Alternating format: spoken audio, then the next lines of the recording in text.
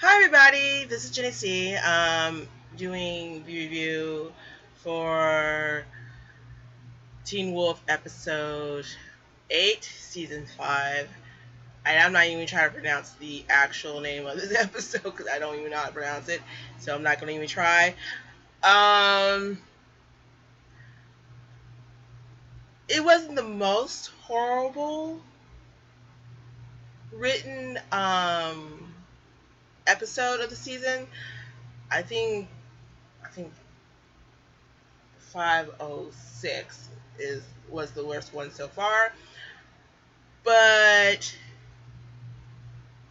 it's not great. Actually, it's not great at all. It's pretty damn bad. It's not the worst, but it's pretty damn bad. It has a lot of racism, a lot of logic fails, a lot of pity party moments with Scott. Scott, the whole. It's just they had the most boringest kidnapping scenes ever in this episode. I was bored of tears with that.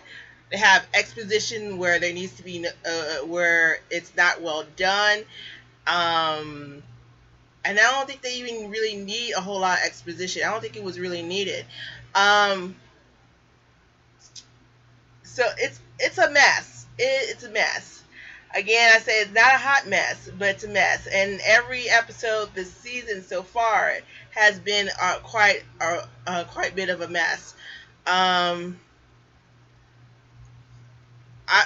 you know what? I'm gonna go back to the beginning, and I'm gonna talk about what I did like about this episode because there were some things I did like about this episode.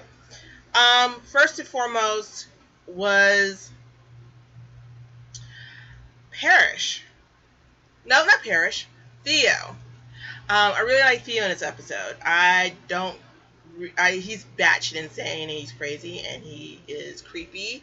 And once again, he is fighting Peter from the most creepiest character on the show. Ward. He's fighting him tooth and nail for it. But yeah,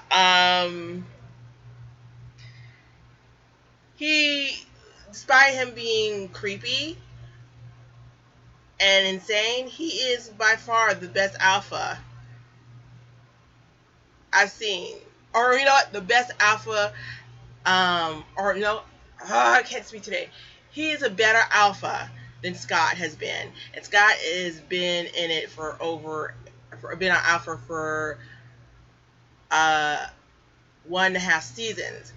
And from what I've seen, or what I've seen in the gifts, because I wasn't watching it in season 4, Theo managed to pwn Scott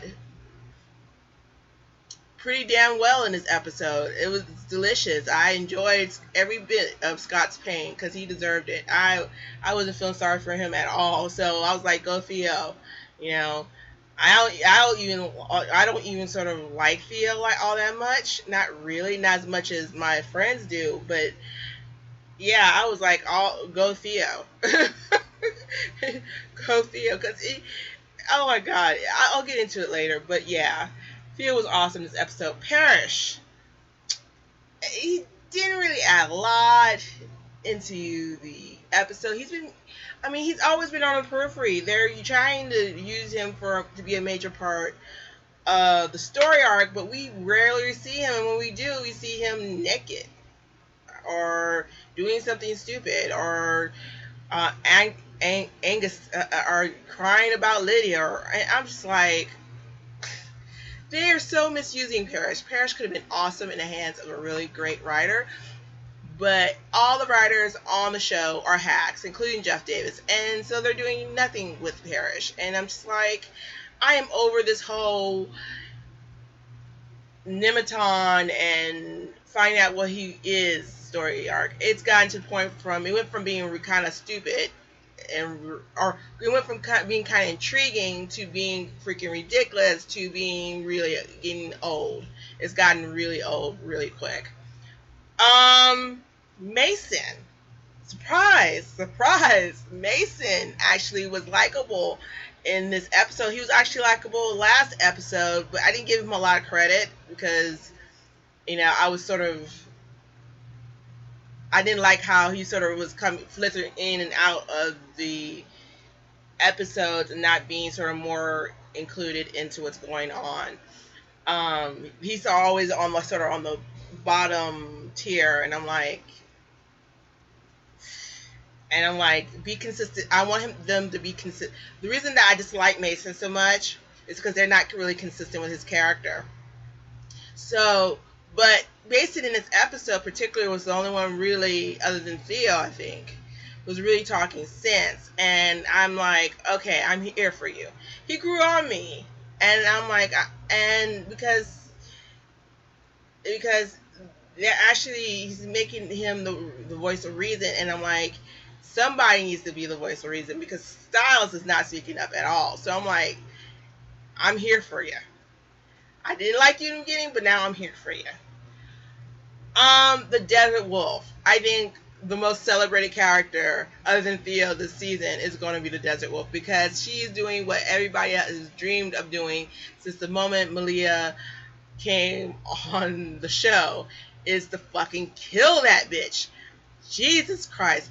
We would throw a parade the moment that bitch is dead. Please do. We're supposed to be so scared for Malia. No. We want her to kill her. Kill her and kill her dead. Yes. She was awesome and badass, and I was loving it. I was eating it up. Also, another badass woman of color. They're going to screw it up because Angela Harvey, and the rest of the Nimrods on the show are going to fuck it up because they always fuck up women of color. It's just, look at Brayden. Brayden could have been awesome, and she was fucked up. So, I'm thinking that they're going to just piss all over her this season. Deaton. For a little bit that Deaton was there, because they put him in the beginning and they put him in the end. They didn't, and it was one of my big issues with this episode, was that they didn't sprinkle him in more thoroughly in the action.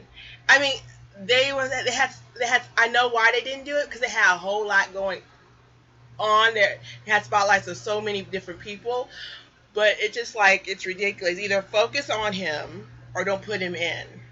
They did actually give a reasonable explanation to why we haven't seen Deaton. We haven't seen Deaton in a while. That's because he went all the way to Russia, and I will talk about that later. But yeah, I can understand why we haven't seen him in a while if he went all the way to Russia, and he went all the way to Chernobyl of all places. So yeah, I totally understand why we haven't seen him in a while. Okay, so now that I'm done with what I liked, I'm going to talk about what I hated. Now, I usually do this by outline. And I got halfway through the outline and I realized I would be outlining what I hated forever if I continue to outline. So I'm going to end up rambling and sometimes repeating things. I will try to edit it out, but I suck at video editing, so I might just leave it in. But right into it, the Deaton scenes. As much as I love Deaton, and I think Deaton's a little bit shady. And I don't like it when he becomes the mouthpiece of Jeff Davis, because Jeff Davis often uses Deaton as a mouthpiece to sort of hammer home his own rhetoric. But I love Deaton in this scene. However, a lot of the shit didn't really make sense when it was referring to the doctors. They go to fucking Chernobyl. Didn't do any research about Chernobyl other than that it's radioactive. You can tell they didn't do any research throughout this whole entire episode, and it is ridiculous. And I will talk about that later. But honey, if you are a research nerd like I am, or you are in law enforcement, this episode will fucking infuriate you. It will make you so mad. If you're into crime dramas and crime documentaries and investigation discovery, just walk away. I'm serious. Just pack your shit up, go somewhere else for a while. Don't even watch this episode. Just go somewhere else. Actually, don't watch the show at all, because this whole show is trash. And the only reason I'm still watching this and putting up with this torture is because you guys want me to. If it wasn't for you guys, I'll be going somewhere else. I'll be doing something else. I got so many other shows I could be watching. Um, yeah. So back to Chernobyl. They're in Chernobyl. It's obvious it's in Chernobyl, but they've come with some cockamamie story that the doctor's responsible for the bomb that went off in Chernobyl, and I'm like, the hell you say? And they fucking leave all of the and the doctors fucking leave everything behind, intact. They didn't blow it up, they didn't smash it up. Everything is intact. They leave it behind like a bunch of dumbasses. Like nobody can get a protective suit and go into Chernobyl. Deaton did it. I don't know why nobody else has discovered it in this long. Because there's people who actually go into dangerous places just for shit and giggles. Hello, Bear Grylls. Come on now. But they just left it there. And oh my God, they could have been discovered, easily been discovered. And if anyone does some testing, the supernatural would have been exposed to the general public at best, and to the government, who have been like all over these people. All over these people. And yeah, you don't care because you're villains, but you would care when they're looking for your ass, and you can't experiment as freely as you do now. Then Dean finds a fucking claw, and he says something to the effect of, "This is the answer to all of our questions." And I'm like, what? No. What questions is that fucking going to answer? Nothing.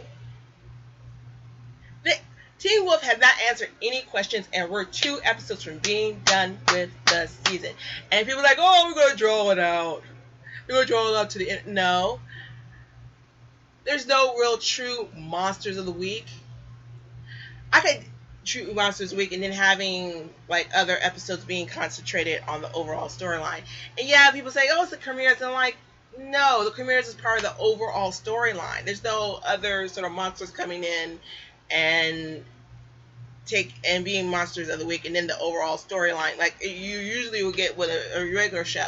No, they're breaking it off into 2 different seasons. They're standing, senior year. It's a whole timeline. Is a whole fucking mess. And I'm kind of just through this whole, and not even just this overall series timeline. This episode's timeline was a mess. It felt like at least 2 days went by, but people didn't change their clothes. Some people didn't change their clothes at all. Malia didn't change their clothes at all. I think Styles didn't change his clothes at all. Theo didn't change his clothes at all. Shit like that. And it's just, there was supposed to be a crime scene there, but there's no police there. There's no indication that the murder that happened at the beginning of the episode took place at all at that house, but it's supposed to be at McCall's. I just don't understand. I just don't understand the timeline at all. I think then the Desert Wolf arrives. And she's awesome and badass, true enough, but she's carrying a gun. And I know she's a mercenary, and I get that, but it's been confirmed in canon that she's a weir. She's a weird creature of some kind. We don't know if she's wolf or coyote or whatever the hell, but she is a weir of some kind. Yet she's carrying around guns like an idiot. Her whole body is a fucking weapon. Her whole body is a fucking weapon. Yet she's holding a gun on Deaton. That makes no sense. That makes no sense.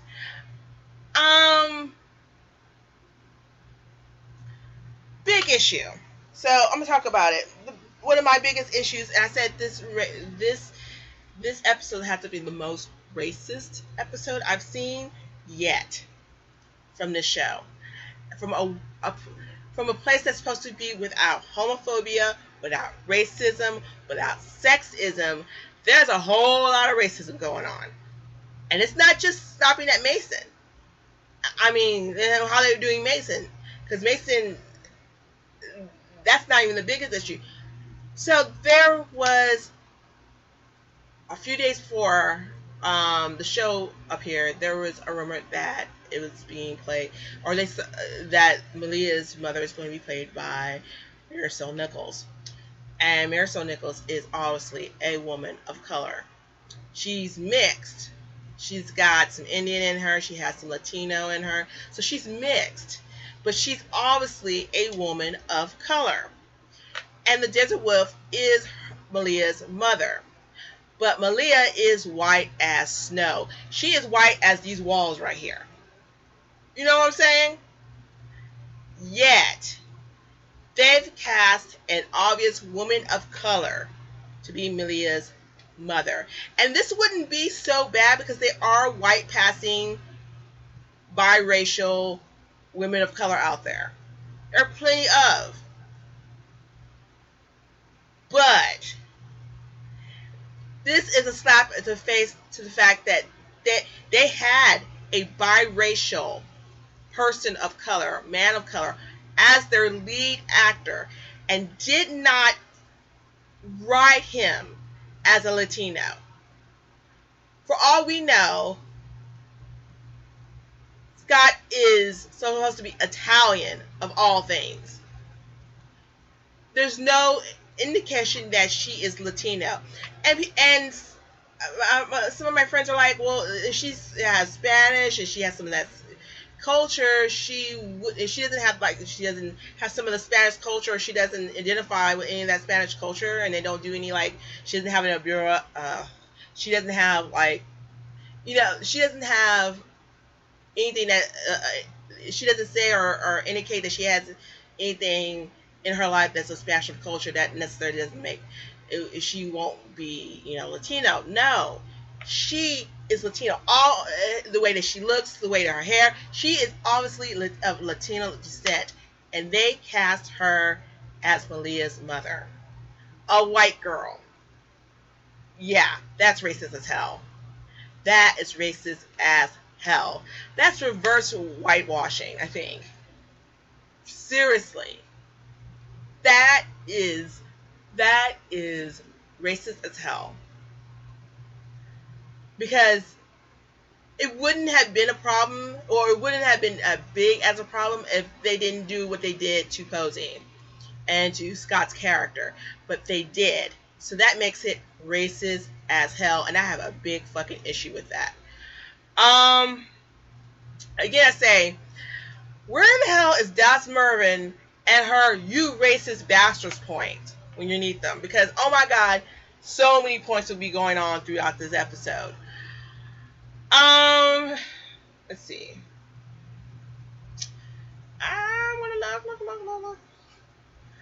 Oh, another big fucking issue. The culmination of Kira's storyline happened in this episode, which was stupid. It should have happened the last two episodes, but it happened now.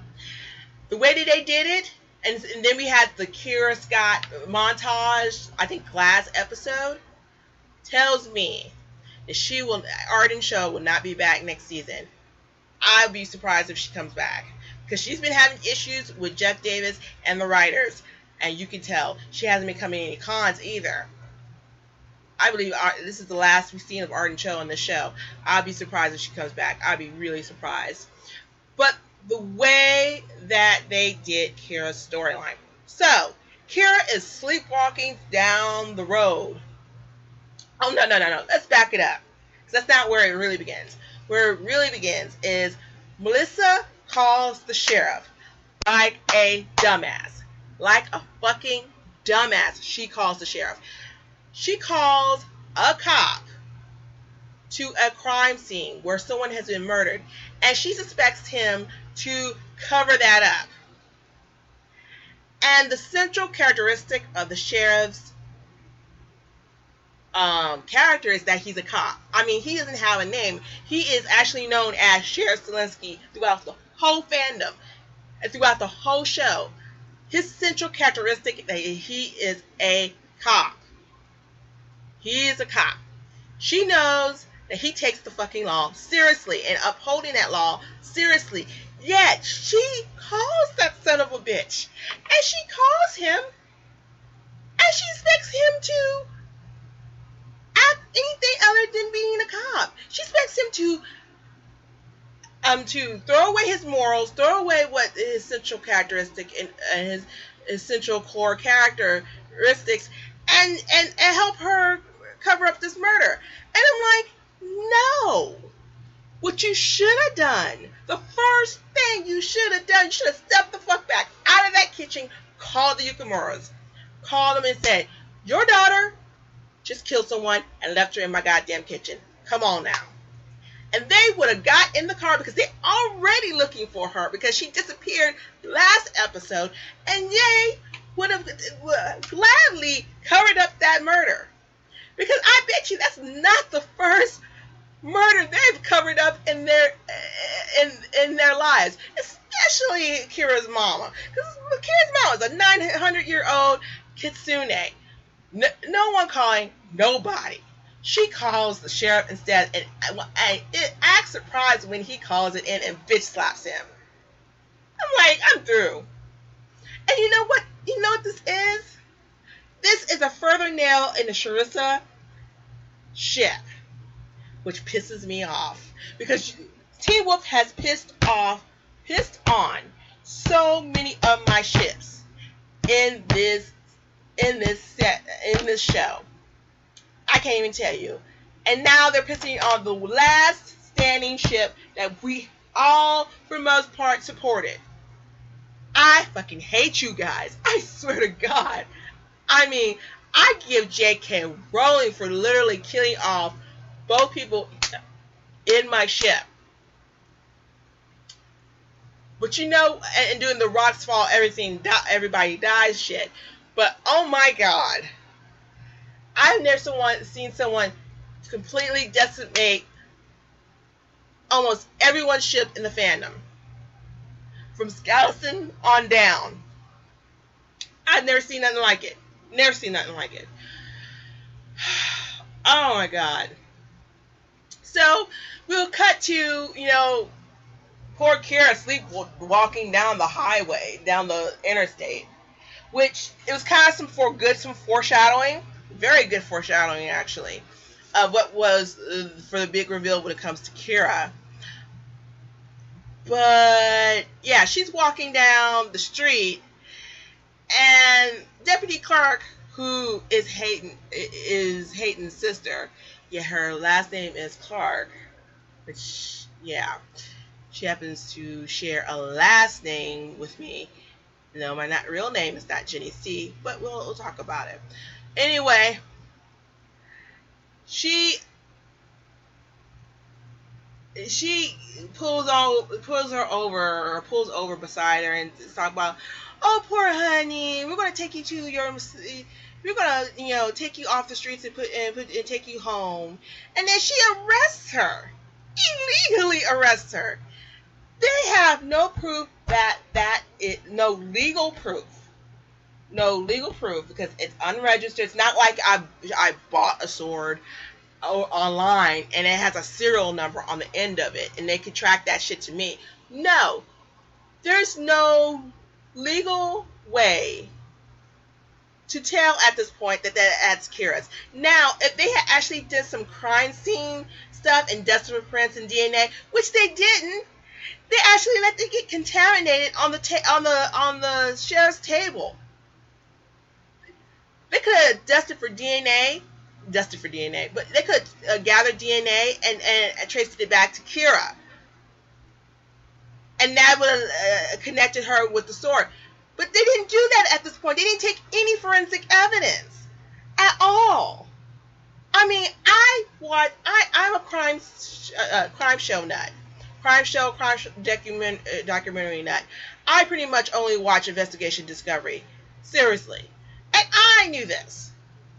I don't have any degree in criminal justice, and God bless you if you do and you're watching this show. God bless you. But I was just like, I don't know what to I don't even know what to tell you. Because it's just some dumb shit that's happening. And then They take her, they arrest her, illegally arrest her. They didn't give her any Miranda rights. She didn't give her any Miranda rights at all. Clark is so fucking incompetent. I hate to hate on a woman of color who's a law enforcement officer. I hate to do that because I'm like, can we get more of you in, in that field? I hate to do that, but she is got to be the most incompetent deputy I have ever seen. Cop I have ever seen, close to Barney Five. I'm like, Jesus. And so they take her to the sheriff's department. They take her to the sheriff's department.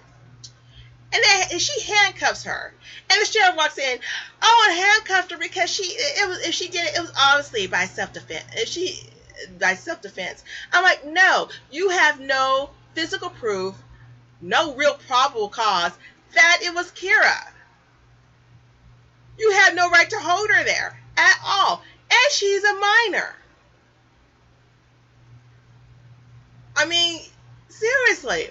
I had a feeling if the Lucamores didn't come in when they did come in, they would have questioned her by herself, which is fucking illegal as fuck. And everything would have been inadmissible in court. Because not only they didn't do the Miranda rights, they would probably already, did the interrogation by herself. I just, no research at all. No research at all on police procedures. I'm like, I don't even know what to tell you guys.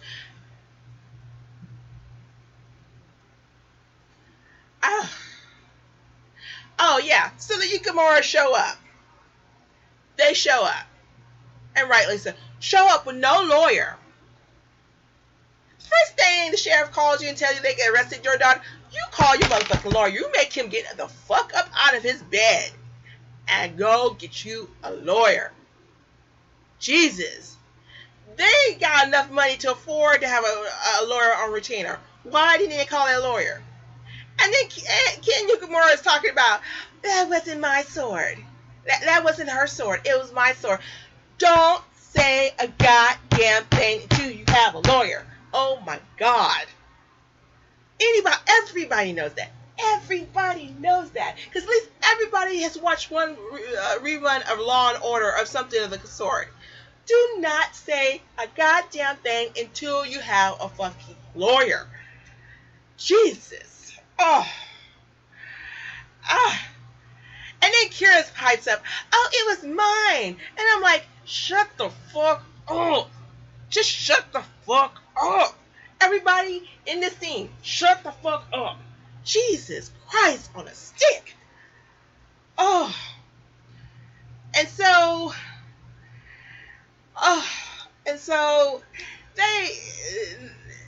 the sheriff acts all shocked. And I'm like, why should you be shocked? They violated their daughter's civil rights.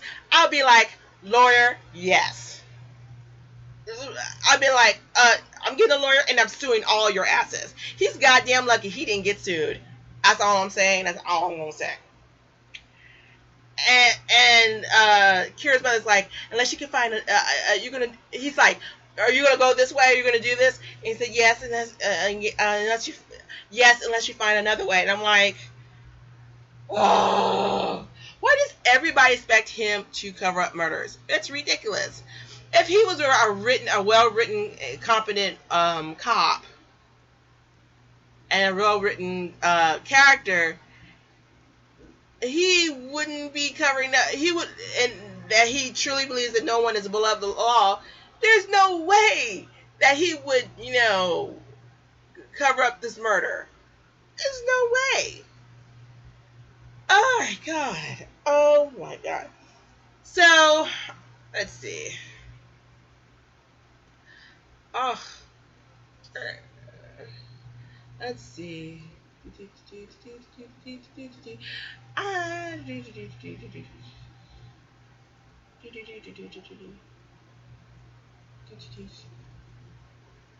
Oh, let me come back to the Kira thing. He thinks, because I forgot to mention this, he arrested Kira without a speck of evidence. He arrested her because it's a Japanese sword, and apparently the Yukimuras are the only Japanese family in Beacon Hills, in Southern California. Think about it. California, in particular, Southern California, has a great deal of Asian actors. Yet, Asian people and families.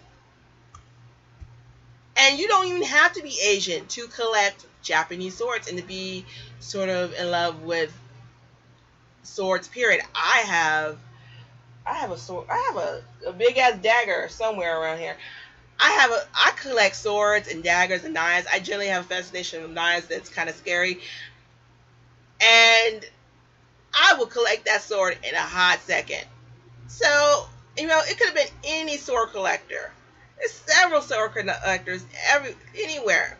And they didn't even look to see if there was a serial number or anything so they could track it back.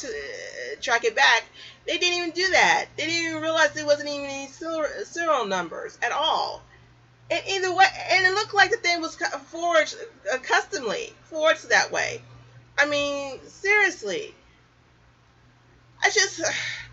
They act like only Japanese people or Asian people collect Japanese or Asian swords. That is not the truth at all. I mean, I had a katana. I still have a katana somewhere hidden around here.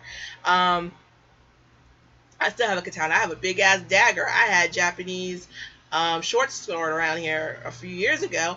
So, and I'm black. I'm black as this desk. So, seriously.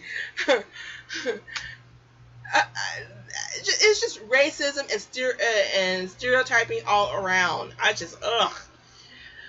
Then Clark, because to add on to the incompetence, Clark, because Melissa's getting on, is writing out everything that's happened in Beacon Hills so far onto a report, because she's trying to make a point, which was a stupid point, but I'm not gonna get into it because I will blow my head off, and that's not gonna be pretty. But so they're in the middle. The sheriff and Melissa are arguing. In the middle of the argument, deputy comes in, talks about how there are two readings there were two records of people entering the library, or the Hell Library, as Sticky calls it, after hours, and it was Theo and it was Styles. Now, she does that right in front of Melissa, who is not a cop. She's a fucking civilian.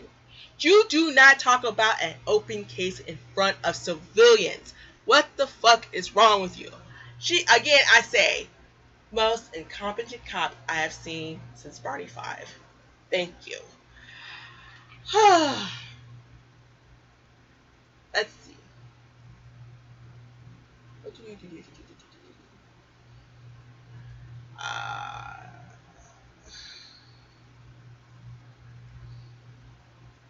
I'm trying to find something I haven't talked about yet.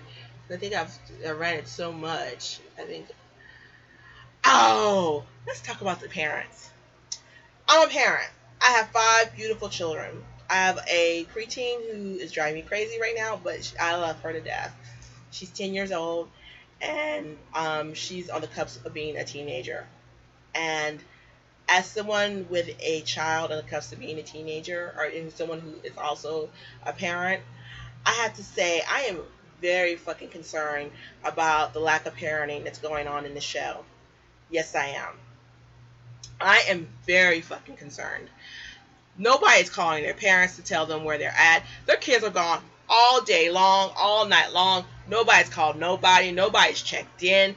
I mean, Styles went to go talk to his father, but he didn't go to talk to his father to, tell him that I'm going to be gone doing something else. He goes to tell him that someone is stealing the bodies and to let it go. That someone supernatural is stealing the bodies and to let it go. And I'm like, Melissa, you got a son. I don't give a damn if he's 18. He's living in your house. I'm at 18, and I'm still living in my parents' house. But even at 18, I had to call my mom and tell her where the hell where I was at. I had a motherfucking curfew.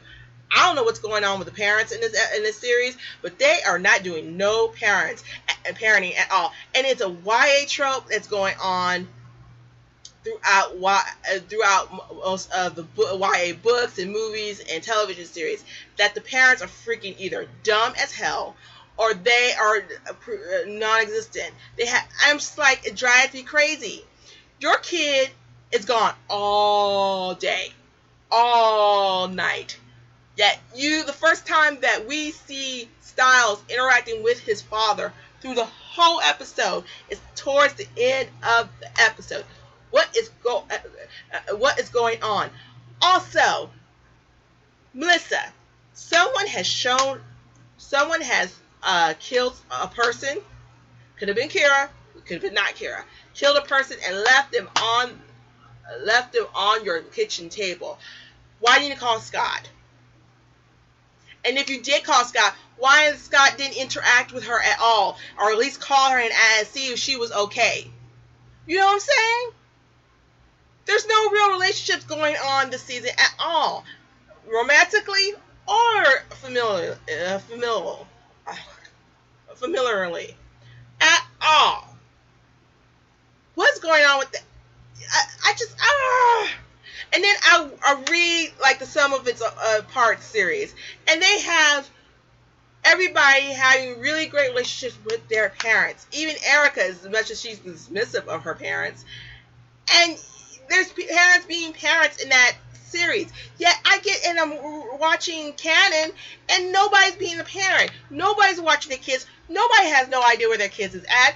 I'm just like, where are the fucking real parents at? If the real parents of Beacon Hills, can they please fucking stand up? Thank you. Oh my God. That drives me fucking crazy. Then we see Scott leading his merry band of wolves, or some wolves, through the forest, practically looking for Liam. There's no scent, and he's just like, I'm just gonna sit here and whine about it.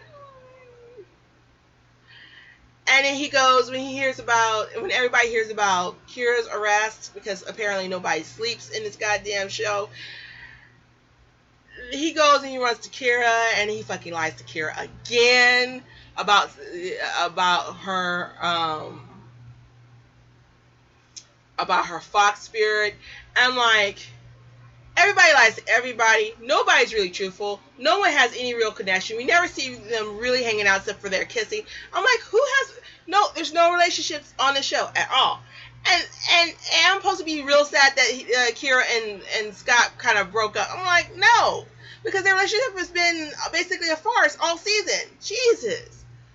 Oh.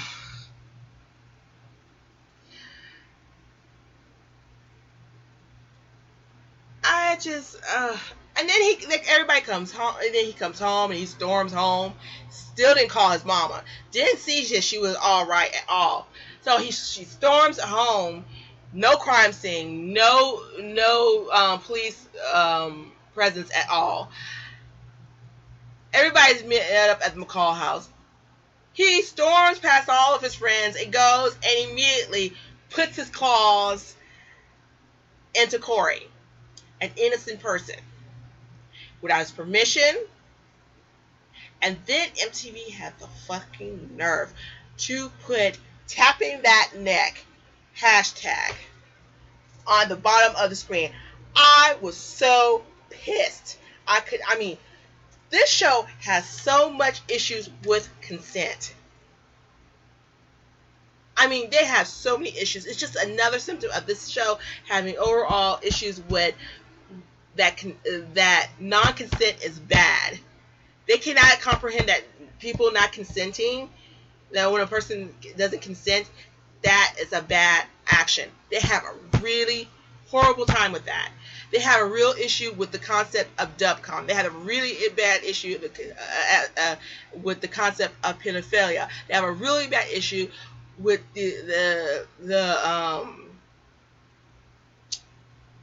with the concept of non-con. I don't understand this. I don't understand this. I haven't seen this much. I just and Scott and then MTV is like trying to make it like it's cool, like it's awesome, like it's something that should be applauded. No, what Scott did was fucking wrong. He didn't ask Corey's permission at all. He didn't sit down and tell him why. You know, I think if he would have asked Corey would have been like, okay, I can see why you have to do that. He didn't ask Corey at all, and they were supposed to be on Scott's side. No, this is wrong. And I hate that MTV is trying to pump it up as tap that neck. Fuck you guys. Fuck you guys. Fuck each and every one of you. That was some non-con bullshit. You mind raped this kid without his permission. You supposed to be true alpha, and you're supposed to be so much better than fucking Derek. Fuck you. Thank you. And it was really OOC for Scott. It was really because Scott, for someone who's been turned against his will, should know a little something about consent. But all of a sudden, he's fucking putting his claws into the people's necks without their consent. Fucking bastards. They're fucking pissing me off today. We have another thing I didn't like. I did not like the Hayden or the Layton. I'll talk about it a little bit. The Hayden Liam kidnapping story. Usually kidnappings are entertaining. Usually they are. For example, Styles' kidnapping in season 2 was horrifying but entertaining. I have never been so bored through a kidnapping scene in all of my life. It was like watching paint dry. Cause it was just boring. And they did nothing but lay on their asses for the most part. Liam tried to, get out and touch the fence, and like a stupid ass, he'll touch it like 2 or 3 times. He's like got to be one of the dumbest puppies ever sometimes. But then we get Zach, who's an experiment, and they basically the whole purpose of Zach was to be exposition. Period. I gave him the name Captain Exposition in my tweets when I did my live tweet, and it still stands. That was all he was there for.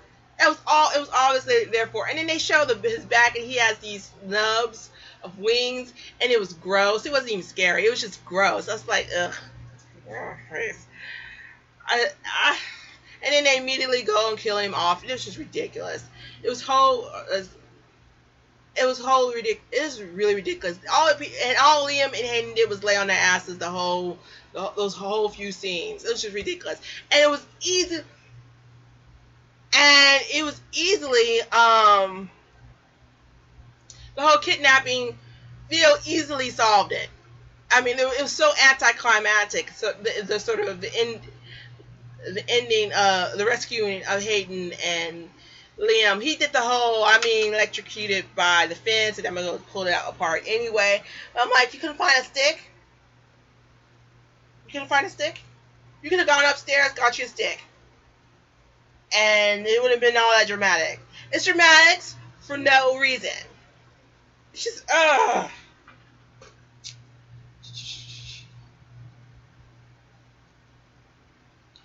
So they figure out by Scott's crappy drawing that the doctors are hiding out in the old water treatment plant.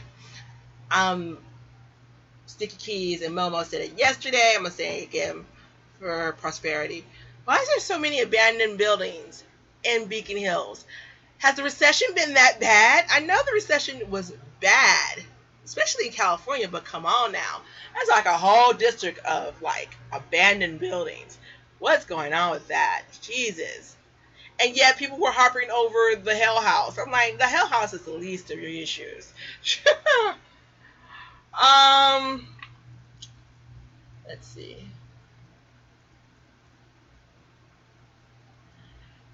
Styles is like, and then they're all like, everybody's gonna go.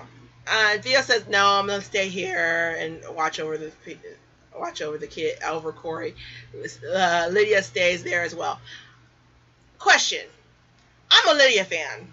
I'm a Lydia fan because she's head bitch in charge, and I always love a head bitch in charge. From Cordelia to Regina George, I love me a head bitch in charge. I hate that they stripped that away from her. She could have been awesome. She could have been more relatable, like they did with Cordelia in season 1 through 3 of Angel, and still kept her snark and her sass. She got no sass. She don't got no snarkness. And she's dumber than a bag of rocks this season. What happened to her genius intellect? What happened to her loving to read books? She figured out that the cell phone jammer was going to jam all cell phones until like the last minute. She's just sitting there just dumb. She has no purpose this season. But this supposed to be the season of Lydia. Like they're supposed to be fleshing out Mason. I don't see none of that. And he was like, it's another season coming up, soon. It's like, I bet you they won't do it. They're full of shit. That's all they do is double speak and lie. That's why all the characters lie, because there's nothing. What the writers do is fucking lie. Jesus. And I can't believe they did that to my girl Lydia. I cannot believe that they did that to my girl Lydia. Lydia was the last awesome, other than Kira. Leah and Kira, the last awesome 2 female characters on the show, and they fucked them over. I cannot get over that. That pisses me off. That has been pissing me off. And then I'll talk about what really pissed me off about Kira later on. But oh my god, that pissed me the fuck off.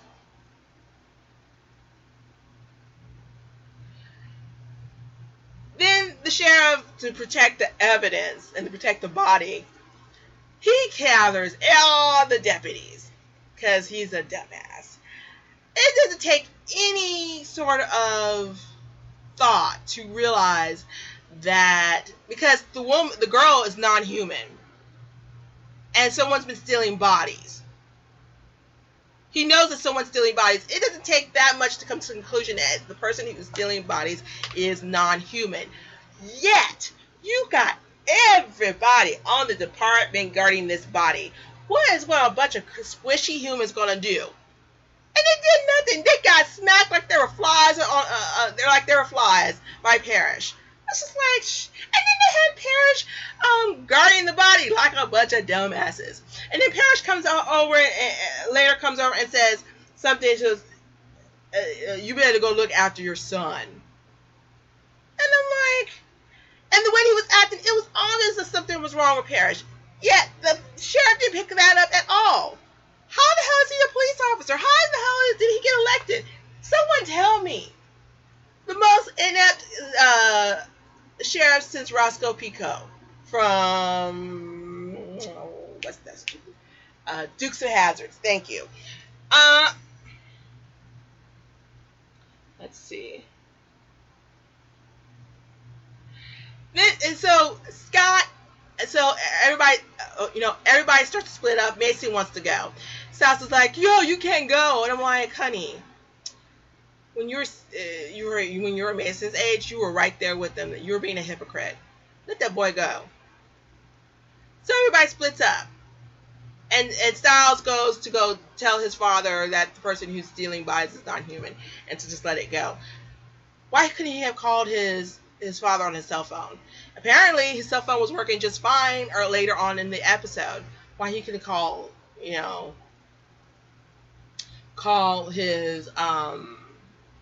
father at all or text him. He could have called and texted him and then said, okay, let's go, I'm ready to go. Nope. So they all go to the water treatment plant. And apparently Malia can drive well and she has no more PTSD.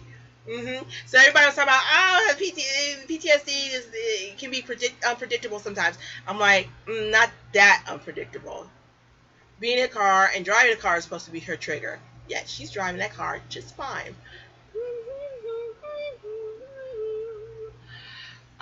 So So they go to the water treatment plant. They had, with no plan, no map, no nothing. They don't have any backup. They don't know if they don't have a they don't have a backup plan in case something goes wrong. Once again, which is the exact same reason is why Liam and Hayden were taken in the first damn place. But Scott just goes and marches like a complete dumbass and has no map of the thing. So they're running all around back and forth, calling out because they want to be found by the doctor so damn much. And and they end up bumping into each other. And he gets in the middle of this because it's hard. Because, you know, Scott doesn't like shit when shit is hard and he has to actually fucking work for it. He's like, it's all my fault. Oh, it's all my fault. And crying, acting like a little bitch. And I'm like, no. This is not the time for a pity party, homie. It really isn't. It really isn't. You need to get up off your ass, go get you a map, and then go find your friends. I mean, everything pretty much could have been solved if someone had did some pre-planning. And I'm supposed to feel sorry for this dude. I'm like, no, because you're a shit alpha. I am beginning to realize that there's a lot of the shit that Derek got shit for, and because he didn't plan and he was very sort of impulsive and sort of, you know, it's my way or the highway. Scott's a lot like that as an alpha. And I'm beginning to realize that they can only write one type of alpha. And that's the sort of the alpha that Derek and Scott are. And I'm like, the only good alpha out of this whole bunch was Satomi and Talia. And the reason that they were only good is because they only had a few episodes. And that's it. If they actually had to concentrate and more, and even Talia did some shit that was fucked up. And I'm like, for no reason. And I'm like, and the reason I feel sorry, I said this in the recent podcast with Beacon Hills Over Dark.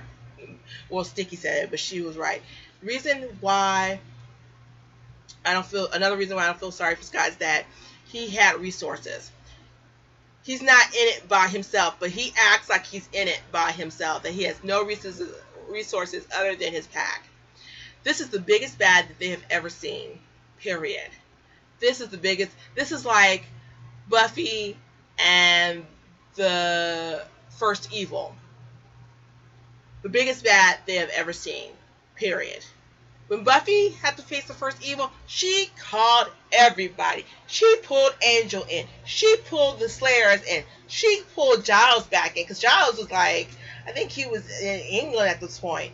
She called everybody in, and she called every resource she had to get victory in the end. Yet Scott is supposed to be a true alpha, a great leader, and he doesn't even know how to delegate and how to use his resources at all. I'm like, the hell? The hell? And he doesn't even know how to plan. He's not really great with strategic planning, and that'd be one thing if he owned up to it. But he doesn't own up to it at all. He doesn't actually ask someone who has some kind of who's good with strategy to sit down and make a plan. He just goes off half-assed. Yet I'm supposed to think that he's a better alpha than Derek. And this is why I refuse to take him as an alpha seriously. And that's why I don't read true alpha shit in fandom at all. I'm sorry, guys. If you write true alpha and it's a good story overall, I still won't read you. I do not acknowledge Scott as an alpha at all. Sorry. And you know what? As bad as Derek was, there was a point where he could have grown with a good writer. He could have grown and learned from mistakes and grown as not only as a character but as a leader. But they're too busy shitting on Derek for them to do that.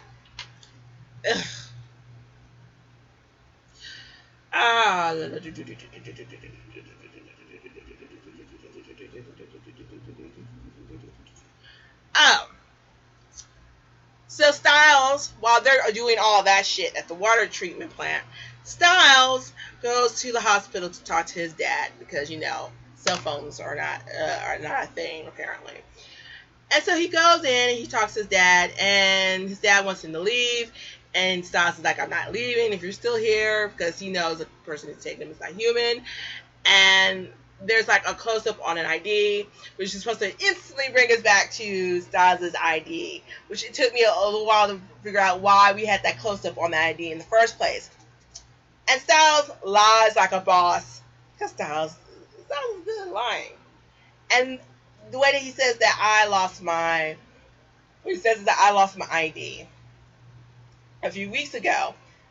And I'm like, oh my God, someone call the newspaper, someone call the media, because that is the first necessary lie I have seen all season. Give that dude an award. Thank you. Give him a fucking award. Oh my God.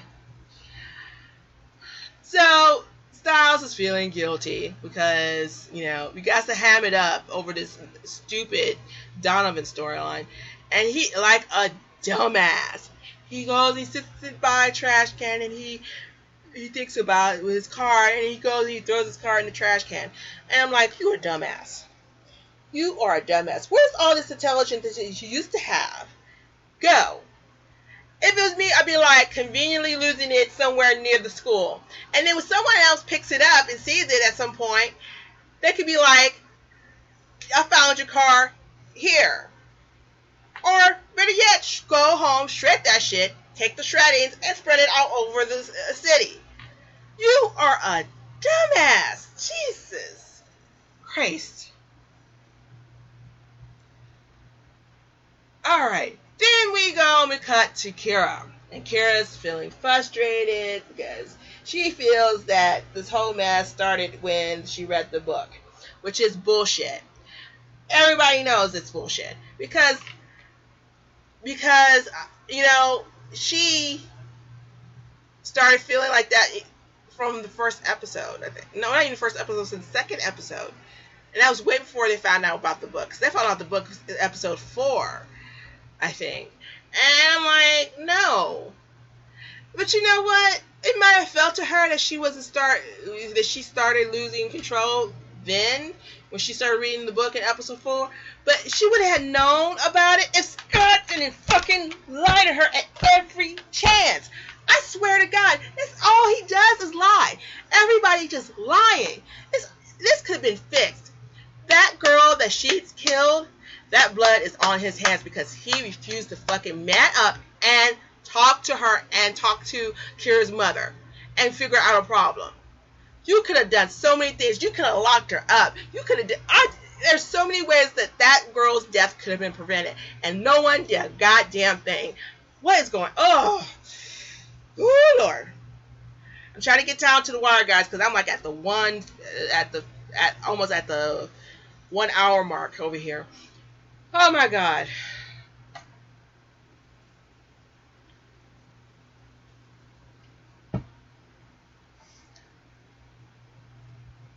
Oh, so we flashback. We go back to Lydia and Corey and CEO. Apparently, Corey is going to be a new person in the pack, and I'm like, stop adding new characters. Just stop it. The whole Corey thing is fucking unnecessary. Honestly, they could have found another way to figure out that the lair was at the water treatment plant. Corey's not fucking necessary. We don't need any new characters. You need to concentrate your attention on the characters we do have, because their characterization lately has been lacking. Oh my fucking God. So there's like, if you leave, I have a feeling something bad is going to happen to you because we have a banshee right here. And I'm like, yeah, she's a banshee and she can sort of figure out, she screams when someone dies. And I might have to do more research on this, and I might be wrong. But she's not clairvoyant like Cordelia was. But he's like, something's going to happen to you because Lydia says so. I'm like, that makes no sense. She's not clairvoyant. She's not a psychic. She's just a banshee who can divine when people have died. That's it. That's it.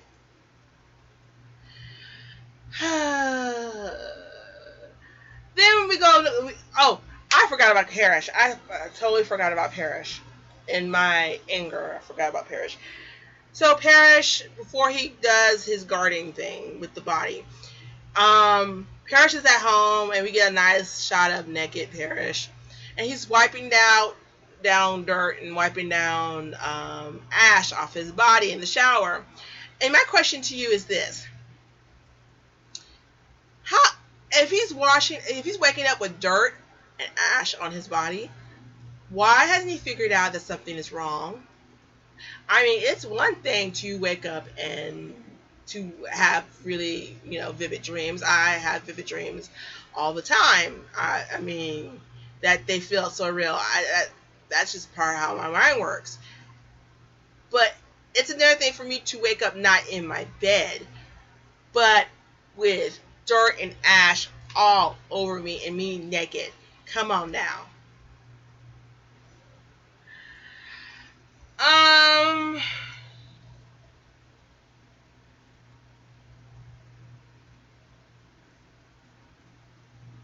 Let's see. I already did Theo and him rescuing. I already did that. Oh, so while I already did it, but while everybody's running around like a chicken with their hair cut off, Theo saves the day, and they all bring him back to the house,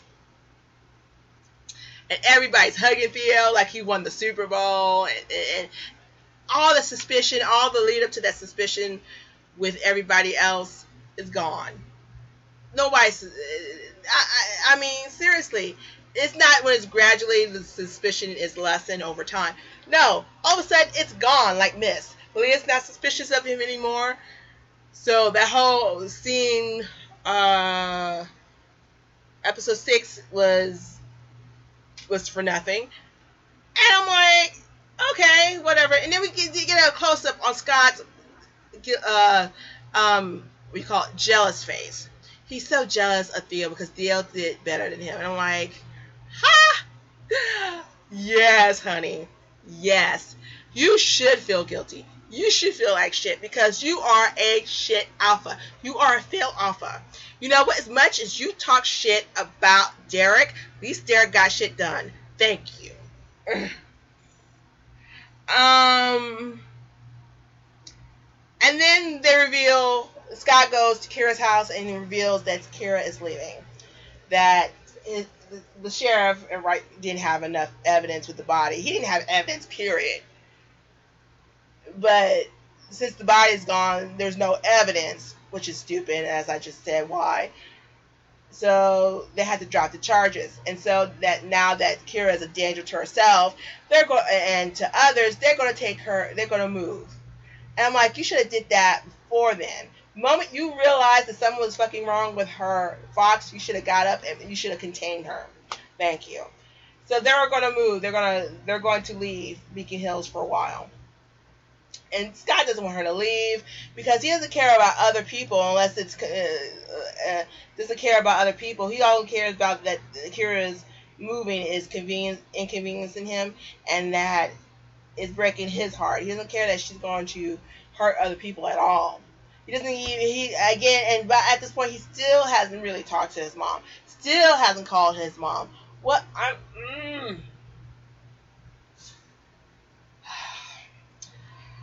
And so she leaves, and they have this really cliche kiss in the rain because apparently the Yukimuras don't have a fucking garage like anyone's got that much, living in a $300,000 house. And then that 300,000, thank you. And then they kiss, and she gets in the car, and she looks at him longingly and clichely, and he's staring at her clichely, and then all of a sudden, lights are exploding from the street lamps above, and I'm like, oh, God, please. And then we see, at the end, because I didn't see it, but Sticky Key saw it and told me, and I'm glad I didn't see it, because if I didn't see it, I'd been done. I would have been done. I'm sorry. I love you guys. I love you. But I would have done. We see a peace out Kira. Hashtag. I shit you not.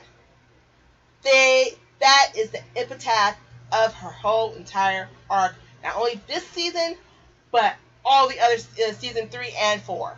Season 3B and 4. Oh my god. How you gonna do my girl Kira like that?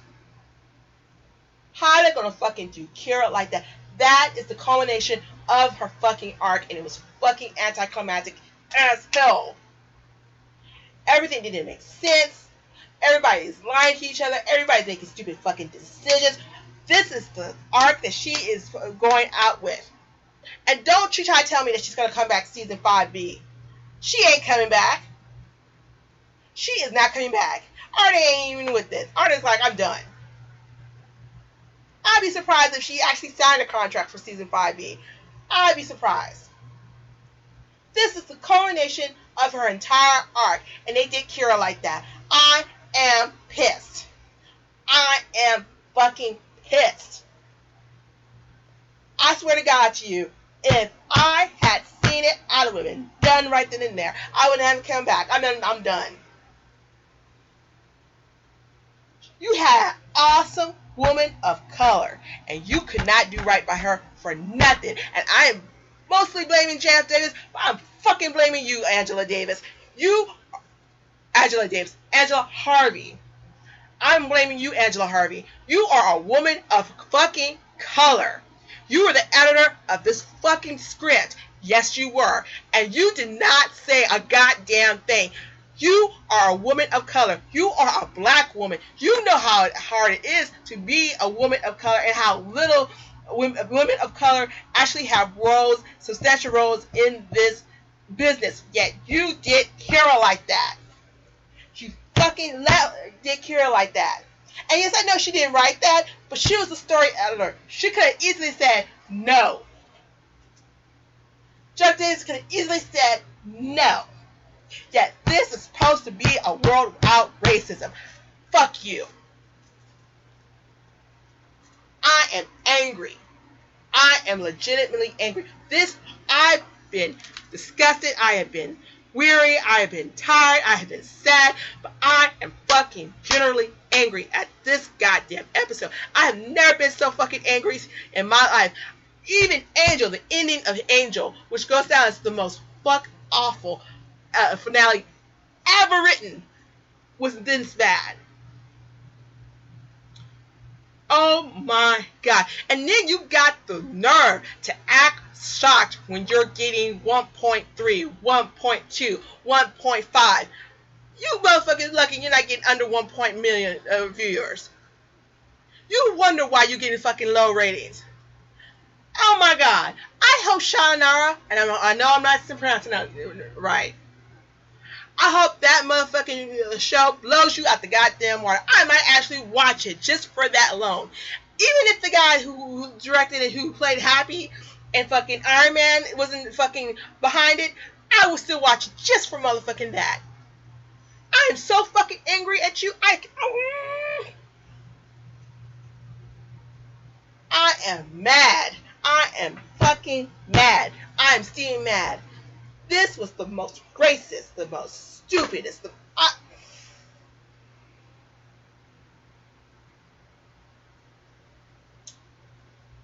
I've got nothing to say. I got nothing else to say. So I'm going to sum it up for you. This show, this episode, although it had its good points, it had very little good points, but it did have its good points, was unresearched. They had storylines that were stupid, exposition for no goddamn reason. They could have made Liam and Hayden's kidnapping awesome. It was boring instead.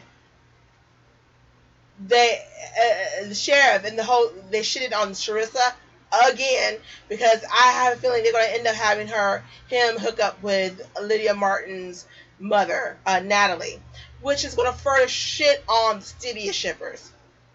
I don't like that at all. Not two, but again, another point is that they shitted on Kira. It was very racist. I talked about it. I'm not talking about it again. Also, Theo and it was awesome this episode as well. Biggest point of contention, as always, is fucking Scott. He's a dumbass. It was one thing when he was a dumbass, season 1, because he was a teenager and he got over his head, and I could understand and empathize with that. But he's a fucking leader. Supposed to be an epic, legendary leader. Someone that's the alpha pack and the benefactor to go after because he's that epic. And yet he's making stupid mistakes like this. I got none for you. I would even rate this a... This is not as bad as episode 4. It's not as bad as episode 6. But it's pretty damn bad. It's not bad because it's necessarily badly written. It's bad because of the shit that's inside the shit that's written inside of the episode. That's why it's bad. Now I'm done because I've been talking about this for about over an hour. I'm hot as hell. It's like 100 and something degrees, 90 degrees over here, and I'm hot as hell and got no air conditioning. And so I'm gonna go and I'm gonna turn this off. Oh, I am doing Beacon Hills Over. I did a podcast with Beacon Hills Over Dark with my girls Sticky Keys and Momo. It should be out Saturday, I think, because they usually have it out by Saturday. So you need to stay tuned for that. I will definitely link it. I will link it on the blog itself, on Fashy blog itself. What else? I also owe you guys a review of Gotham, because Gotham is like my respite. I mean, I love Gotham. Gotham is everything. So,